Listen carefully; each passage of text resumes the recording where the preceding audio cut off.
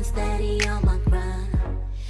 Big question is, will you be serving a full 8 years? Nobody serves the 8 years in jail. When anybody gets 8 years, doesn't, any way you serve it 8 years, you go in there seeing a troublemaker.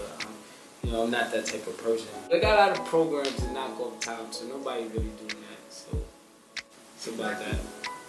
I think that's the biggest question I see on the blogs and everywhere. Is, Yeah, will he be but doing what it full time? happens with Obama and what they're doing in Washington to change the nonviolent laws and stuff, but we have a bill that's about to hit the floor any day that's going to go retroactive, and that's going to take that lead into that 8 years because I fit that criteria because I never really been in trouble before. It's not the worst. The worst could have been 20 years.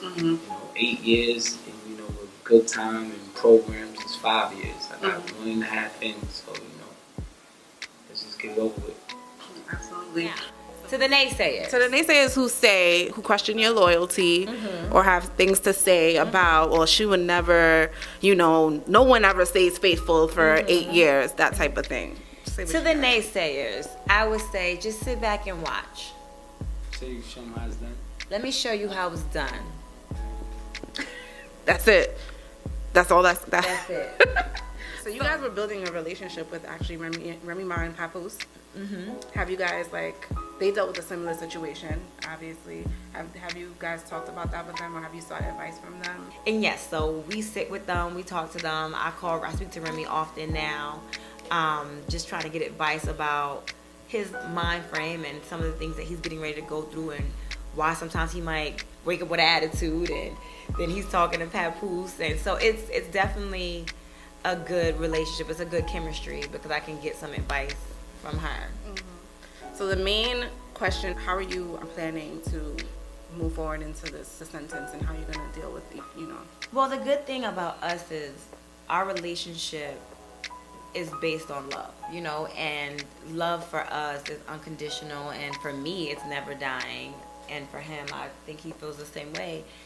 It doesn't end because we're separated by a few miles. My heart is still always going to be connected with his. And he is our children's best friend. My son wants to sleep on his back every night. My daughter reaches out to him. If she's not hungry for me, she's reaching out for him. So I feel like that bond and that love that is our foundation won't change. And I think if we go into this new chapter of our life understanding our foundation and being strong in our foundation, we'll be fine. Speaking of the kids, how are you guys preparing them for this? I mean, we saw a little bit of a clip on the new season when you're talking to little Mendeecees, but the younger ones, Well, the younger ones is, they young. They won't really understand. They just learn how to talk. So, it ain't much I can tell them. I'm pretty sure they don't have a lot of questions. And by the time they old enough to understand, I'll be back. Right.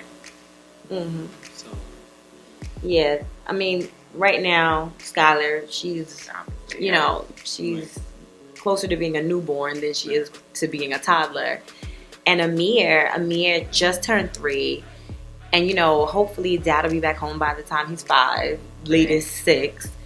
And then is when he'll start to understand, wait, I see Dad often, because he's still going to see his dad often, but I don't see him at home. Why is that, Mom?